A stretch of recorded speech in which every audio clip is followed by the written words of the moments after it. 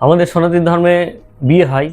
তো বিয়েটা কি, বিয়েটা অনেকটা পুজোর মতনই, যেখানে পুরোহিত মশাই আসে, ঘট আমের শাখা সব কিছুই হয়, সিস্টেমে আমাদের বিয়েটা হয়। বিয়েটা মানে শিব দুর্গার আরাধনা, শিব দুর্গার পুজো। সেখানে যে বর আর বউ থাকে তারা কিন্তু শিব দুর্গা রূপেই তাদেরকে হাতে হাত রেখে সেখানে একটা পুজোবি আবহাওয়া, চারিদিকে চারটে মণ্ডপে কলা গাছ থাকে।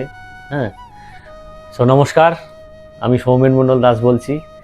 তো আমার কিছু মতামত আর কিছু কথা এই বিয়ের সম্পর্কে, বিয়ের যে রীতিনীতি সেই সব সম্পর্কে আমি কিছু কথা বলতে চাই। যদি আপনাদের ভালো লাগে লাইক করবেন, আর কিছু মতামত থাকলে কমেন্টে জানাবেন। তো হরে কৃষ্ণ, শুরু করছি। তো আমরা যে সনাতনী ধর্মে যে বিয়ে হয়, সেই বিয়েটা দেখবেন আমাদের কিন্তু যেমন বাড়িতে পুজো করলে আমরা যে সিস্টেমে বাড়িতে একদিন পুজো হয়, তাই না, বাড়িতে যে আমরা পুজো হয় সেই সিস্টেমে কিন্তু বিয়েটা অনেকটাই তাই।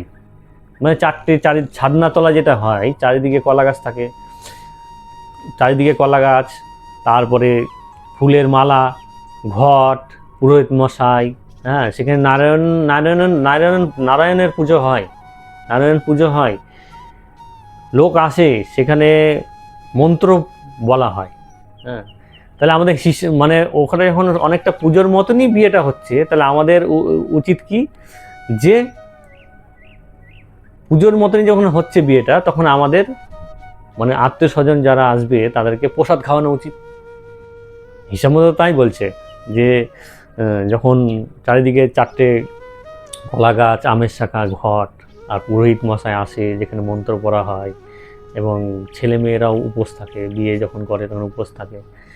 তো আত্মীয় স্বজন যারা যায় তাদেরকেও হিসাব মতো প্রসাদ খাওয়ানো উচিত।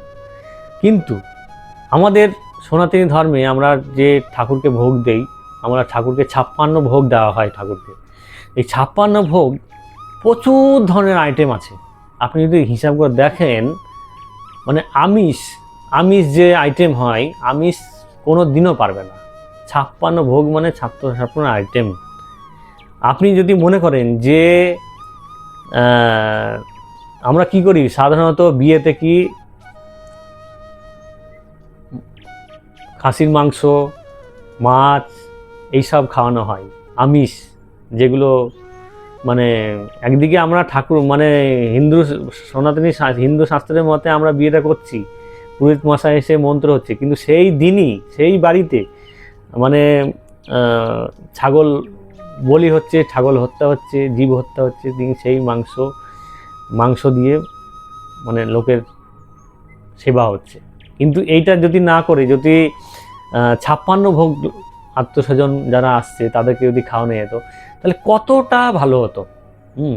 আমরা যে জীবগুলোকে হত্যা করে তাদের মাংস যে খাওয়াচ্ছি, সেইটা কোনো পিকনিকে গেলাম, কোনো এনজয়মেন্ট হলো, ওইটা আলাদা ব্যাপার। ওইটা আমি ওইসব নিয়ে এখন আলোচনা করছি না, সেইটা আলাদা ব্যাপার। কিন্তু এখানে একটা ছাদনাতলির কলা গাছ একটা লক্ষণ থাকে, একটা নিয়ম শৃঙ্খলা একটা লক্ষণ থাকে। সেখানে হচ্ছে এটা হতেই পারে যে নিরীহ যে প্রাণী, তারা তো একটা দেখবেন তাদের গলা কাটার সময় তারা ভয়ে কাঁপে, তাদের লোম খাড়া হয়ে যায়।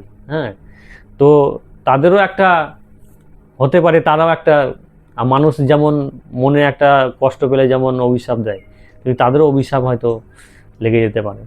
কিন্তু এটা না করে যদি আমরা পোলাও, ছানা ছানা পনির তরকারি, ছানার কোফতা, বিভিন্ন ধরনের ফ্রায়েড রাইস, ভাত, মুগের ডাল, আরও বিভিন্ন ধরনের সবজি, হ্যাঁ, ধরেন 5 তরকারি সবজি, বিভিন্ন ধরনের 56 ভোগ যাকে বলে, পায়েস, মন্ডা, মিঠাই, হ্যাঁ, এইসব যদি আত্মীয় স্বজনকে খাওয়াই, বিয়েতে যে ভোজ হয় সেই ভোজে যদি রান্না করে খাওয়াই, তাহলে কি একদম চারিদিক দিয়ে পারফেক্ট হলো 100%। মানে বিয়েটা তো একটা পুজো, বাড়িতে পুজো যেমন হয়, বাড়িতে পুজো নারায়ণ পুজো হয় এবং সিঁদুর দান হয়, এগুলো একটা মানে শিব দুর্গার, লক্ষ্মী নারায়ণের একটা সিঁদুরে সিঁদুর পরানো একটা ভক্তি জিনিস।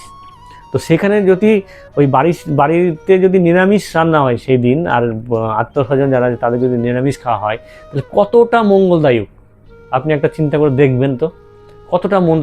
আর এই 56 ভোগ যদি আপনি রান্না করে আত্মীয় করেন, তারাও খেয়ে শান্তি পাবে, যারা অরিজিনাল ভালো মানুষ।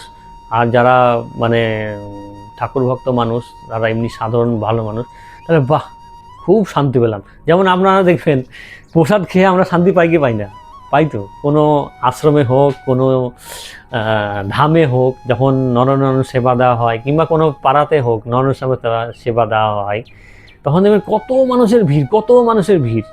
আর দেখবেন খেয়ে প্রসাদ খাওয়ার পরে বাহ, পেট ভরে অনেকটা খেলাম, হ্যাঁ, মানে হাত চেটে মুটে খেলাম আর কি। হ্যাঁ, কত শান্তি পাওয়া যায়। আপনি কোথাও, আপনি যদি সনাতনী হন, আপনি যদি হিন্দু হন, কোথাও গিয়ে দেখবেন কত আরাম। তার একটা ঠাকুরের একটা মহিমা আছে। তেমনি যদি ওই বিয়ে বাড়িতে যদি 56 ভোগ রান্না করে যদি খাওয়ানো যায়, তো সেখানে সব লোক খুশি হবে, সব লোক খুশি হবে। খেয়ে শরীরের কোনো অম্বল গ্যাস হবে না, দ্বিতীয় দিন পরের দিন আবার খেতে ইচ্ছা করবে। আর বর্তমান যুগে দেখবেন বিয়ে বাড়িতে যে একদম মানে খাসির মাংস, মাছ, হ্যাড্ডা ফ্যাড্ডা রান্না করা হয়, সেই সব খেয়ে দেখবেন অনেকের শরীর খারাপ হয়, অনেকের অম্বল গ্যাস হয়। আর দেখবেন বিয়ের যে রান্না বান্না একদিন খাওয়ার পরে দ্বিতীয় দিন আর ভালো লাগে না, আর ভালো লাগে না। তাতে প্রচুর পরিমাণে যে মশলাপাতি এইসব দেওয়া হয়, সেই সব কোনোই নাই। আর বিয়েতে অনেকের একটা ধারণা যে তাহলে অনেকের প্রশ্ন থাকে যে বিয়েতে তাহলে মাছটা কেন শুদ্ধ মানে ধরা হয়, মাছটা কেন মঙ্গল কারণ ধরা হয়? হ্যাঁ, কারণ ওই মাছ, নারায়ণ মাছের রূপ ধারণ করেছিলেন। তো মাছের রূপ ধারণ করেছিলেন, সেই হিসাবে মাছকে শুদ্ধ মানা হয়। কিন্তু কোনো জ্যান্ত মাছ না, কোনো একটা প্রাণীর হত্যা করে সেই মাছটা না। আপনি চাঁদির মাছই করতে পারেন, আপনি কোনো মাটির মাছ বিয়েতে করতে পারেন, কিংবা কোনো পিতলের। নিয়ম তো হচ্ছে পিতলের মাছ করা। বরং বিষ্ণু মাছের রূপ ধারণ করেছিলেন। তো তাই না যে আমাদের ওই জ্যান্ত মাছ কিংবা মরা মাছ একটা প্রাণীতে আমরা শুদ্ধ বলে মনে করি। শুদ্ধ, কিন্তু আমরা জানি না তাই করি, এতদিন করে এসছি, জানি না তাই করছি, পরম্পরায় করে আসছে। না, আপনার কোনো ট্যানাস যাবে না। আপনি অনেকে বলছে, আমাদের রিলেটিভের মধ্যেই বলেছিলাম যে হ্যাঁ, তুই যে কথাটা বলেছিস ঠিকই কথা বলেছিস, আমি তো মানে ভগবানের জগৎবন্ধু ঠাকুরের শিষ্য, তো মেয়ের বাবা কি মানবে? হ্যাঁ, আমার তো করার ইচ্ছা আছে, তুই কথাটা ঠিকই বলেছিস, মানবে? হ্যাঁ, তো আমি বলে মানুক না মানুক, তুমি তো একবার জিজ্ঞাসা করে বলতে পারো। আর তোমার বাড়ির বিয়ে, তোমার ছেলের বিয়ে, তুমি কি খাওয়া দাওয়া করাবে সেটা তোমার ব্যাপার।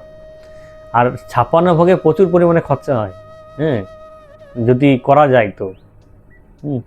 তো সেটা করে দেখতে পারো। কিন্তু বলেও নি, শোনেও নি, মানে ও দেখছে ভাইয়ে ভাট বকছে। কিন্তু একবার কি করে দেখবেন, লোকে কেউ যারা বলার তারা তো অন্য অনেক কিছুই বলবে। কিন্তু আপনাকে দেখতে হবে কোনটা মঙ্গলদায়ক, কোনটা শুদ্ধ, কোনটা 100% শুদ্ধ, কোনটা শুদ্ধ না, কোনটা মঙ্গলদায়ক, কোনটা মঙ্গলদায়ক না। এটা আমাদের ভাবতে হবে যে না, হ্যাঁ, যে জিনিসটা কি সঠিক না সঠিক না, এটা আমাদের বিবেচনা করতে হবে। তো যেটা সব দিক দিয়ে মঙ্গল, এটাও করা যেতে পারে। বিয়েতে যারা মহাপুরুষ আছেন, কোনো সাধু সন্ন্যাসী হতে পারে, কোনো ভক্ত লোক হতে পারে, আপনাদের এলাকার হতে পারে, তাদেরকে 2-5টায় নিমন্ত্রণ করলেন বাড়িতে, তাদেরকেও করলেন, বাড়িতে একটু পুজো অর্চনা হলো। তাতে যার বিয়ে হচ্ছে তারা বেশি সুখী থাকবে এবং আশীর্বাদ পাবে সবার। তো যদি ভালো লাগে লাইক করবেন, কমেন্ট থাকলে জানাবেন, আর ভালো লাগলে শেয়ার করবেন।